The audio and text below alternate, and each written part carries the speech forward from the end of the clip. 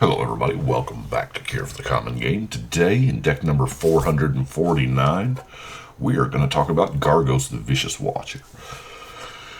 Man, this is a mouthful right here. At 6 mana for an 8/7 Vigilance, that's not bad. And your Hydras are 4 generic cheaper, which is really good. Most of the non-X Hydras are 4 and then whatever green they have anyway, so that's very not bad. But the cool part here is whenever a creature you control becomes the target of a spell, Gargos fights up to one creature you don't control. Now, I was listening to the Judge Cast podcast, and I can't think of his name. Was it Brian Perlman? I don't know. He read this card and he said, man, this is the broest bro that ever broed. He's like, hey, heard you been messing with my boy. You want to step? I don't know. I just thought it was funny. Anyway. So, but there's a real conflicted space here because while one line makes you want to play with a bunch of Hydras, the next line makes you want to play with a lot of targeting spells. So, I tried to find a balance in there somewhere. But either way, we got to have mana. We got to get this giant monster out. So, let's go through our ramp. Rampant Growth, This is Pilgrimage, Nature's Lore, Untamed Wilds, Ranger's Path, X-Veg, Natural Connection. Even found this at my LGS, a Kodama's Reach. I've been out of them for a while, y'all know. And then, but now, we also need creatures. Because it doesn't matter which creature you target, Gargos will fight it. So, Llanowar Elf, Finhorn Elder, Elvish Mystic, Wood Elves, Llanowar Tribe. And I'm telling you, I can't get enough of this Frontier guy. I have run it out there on turn 2 many times, and I end up getting 4, 5, sometimes even 6 lands into play off of it before it dies. Now, granted, what that does to me is I'm going to mentally allot those 4 mana every turn. Yeah, if it's all I do, that's fine. But I'm playing a land from my hand, and more than likely playing a land from my library, so that's... By the time somebody does get tired of her, or she dies to a random board wipe or something, I am so many more lands ahead of the table that then... And in a deck full of, Hydras, we need all the mana jump we can get. Now, I'm not real too thick with the Hydras. The 4 will reduce the cost of X because the way X works is the caster determines the value of X and then applies all additions or discounts or what have you. So, for just a single green, this is a 4/4. Not bad. But obviously, we're a Hydras, and we kind of want, big nasty things. Hydra Broodmaster. Here you go. Whew. Boy, this wants you to have all the manas. Honored Hydra. For 2 mana for a 6/6 trample, that's not bad. The Colonian Hydra. Now, this one I really like. Just the attack trigger. It doesn't have to deal with damage. The attack trigger is double. So, Wild's Ravager. Ask who is going to volunteer as tribute. Ramanop Hydra. Yeah. Because of this, we're going to jump over into the non-basics here just so I can show you. As long as you control the desert, and so ideally, the biggest this thing can get is a 5/5. It's not bad for a single green mana. So the deserts we are running, of course, that's probably going to be the one in the graveyard. Just Sun-Scorched Desert, the Oasis, and then good old-fashioned desert. I guess I've only got 2 more non-basics. We might as well go through those as well, since we're doing things all weird. The Tranquil Thicket and The Cryptic Cave, sure, we're going to give it a try, see if it's randomly draws us a card every now. Back to the Hydras. Primordial Hydra here. Just your upkeep trigger double? That seems strong. It is. I mean, we all know it is. Hero's Bane coming down for the 2 green mana. That's nuts. And then, yeah. Trying out the Voracious Hydra. Hadn't had a chance to. Now, it only doubles the counters on it. So, Domesticated Hydra. Mana Gorger Hydra. Pharaoh Hydra, just in case anybody feels generous. And I included this one just because I was hoping it was 4 mana, but it wasn't. It was 5. Still, though, 1 colorless mana gets us a Clockwork Hydra. Now, with all that ramp and all that, we're going to have to draw some cards. Now, Colossal Majesty. We are probably going to be able to have a creature with power 4 or greater most of the time. Collective Unconsciousness is just a good, draw card. Even going to count your mana elves there. I am really liking Season of the Growth. Yeah, the scry thing, but cast a spell that targets a creature you control, draw a card. That's right in line with Gargos. I mean, that's so both of them want us to be targeting our own creatures. So, cream of the crop, because Hydras typically are large, and you can filter through tons of your library that way. And then Gnarlback Rhino. So if all 3 of these are out, and I cast a spell that targets the Rhino, I'm gonna fight something and draw 2 cards? Okay, sure. Now, let's look at our cards that target our creatures.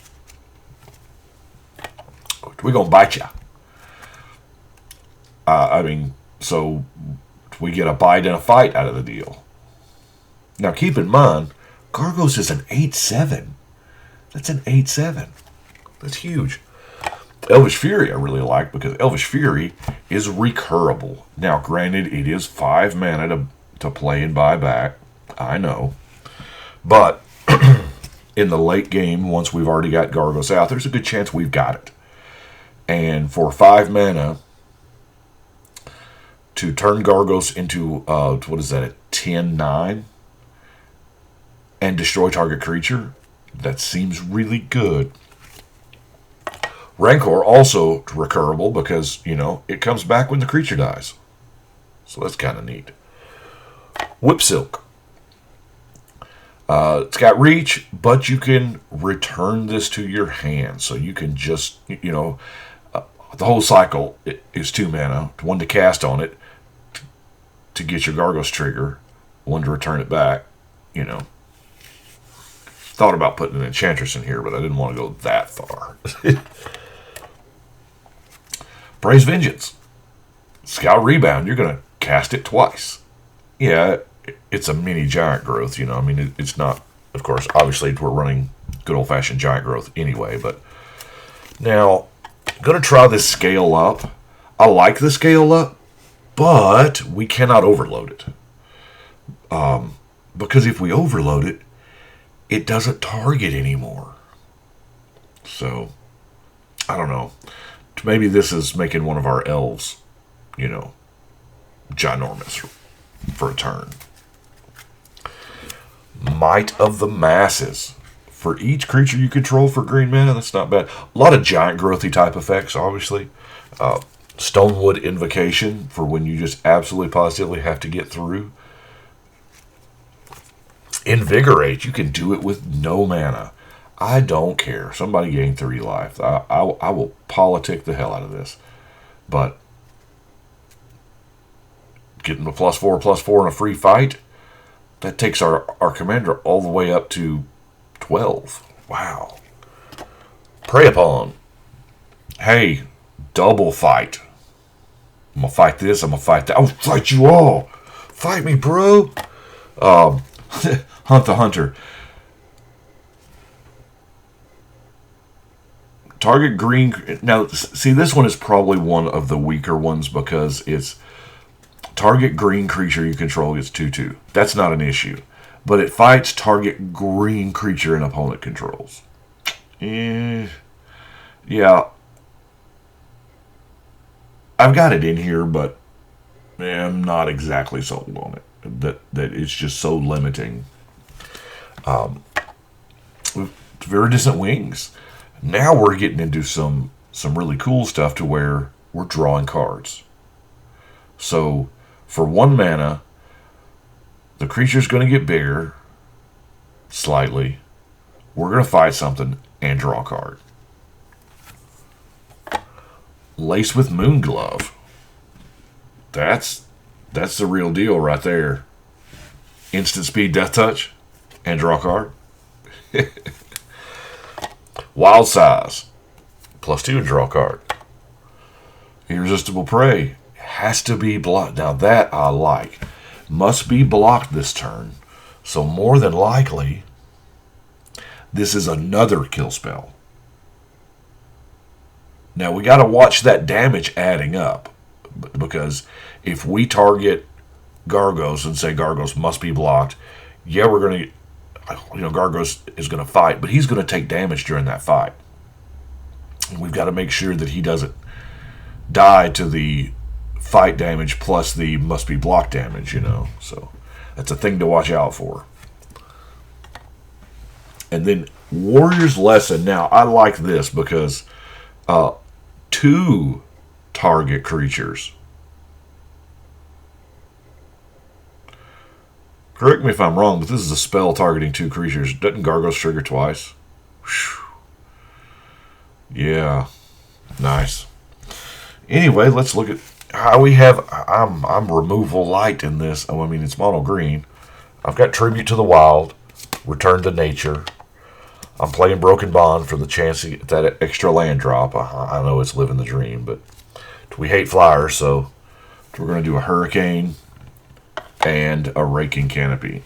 I love the Raking Canopy. This is actually the last one I have. It's I must have played it like crazy during a unsleeved event or something because it's seen some love.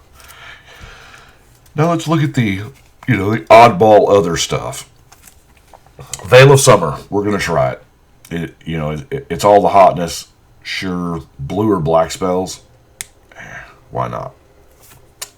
Run of Fog, because everybody claims to have it, nobody has it, which is the exact reason why I run it. Noxious Revival. I love the fact that this is an instant. I was kind of unaware this card existed. I mean, obviously, it was in my binder. I had to put it in there at some point in time, but I guess I just, it's not memorable, so I forgot about it. But, yeah. Instant speed, that's kind of nice. And this is going to shake the world. Doubling green mana is pretty sweet. Why is that so light? Maybe it's just because they put 10 lines of text on a Planeswalker. But, of course, Regrowth, Overrun. Now, these next 2 are a little odd, I'll admit. Serene Sunset. Prevent all damage X target creatures would deal. Okay, you know where I'm going with this, right? Yeah, it's kind of a quasi-fog. But it's an instant. So in a pinch, Gargos can just get nuts. I mean, if he needs to fight, 5 Pegasus tokens, or I don't know why Pegasus tokens jumped in my head. Elves or goblins are more common, but anyway, Gargos can go down in a blaze of glory, just fight and just target 3 or 4 of your own creatures. I don't know. I don't know that that's going to happen a lot. I like having the option that it might happen, and it will be sick if it does. It's going to be one of those cards that are like, what? So, and our last card is Deadfall. Now, the land walk enchantments and lands and stuff like that are not amazing. Yes, we know this. But in mono green kind of has a harder time than anybody else, any of the other colors with land walk, because number one, there's more of it. There's more forest walk. I want to say there's more forest walk than any other one. I know island walk's pretty. I mean, we're splitting hairs here anyway. A lot of this stuff doesn't exist anymore, but I think there's actually more forest walk. And elves are very popular. Of course, that dang elvish champion. But also, mono green does not have the way, or as much of a way. Yeah, there's some decent destroy target permanent cards, but it don't have the spot removal that the other colors seem to have.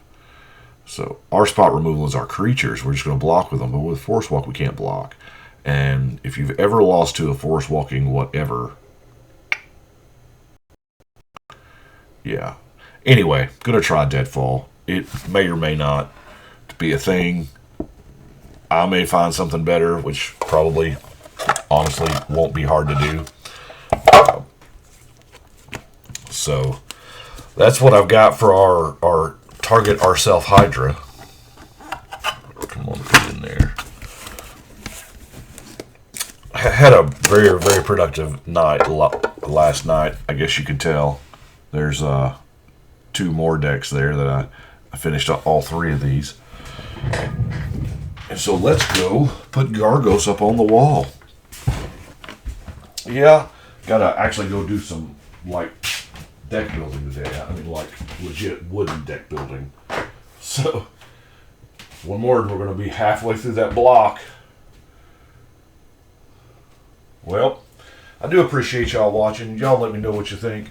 But right now, I think we are going to shuffle and cut. Probably cut some wood.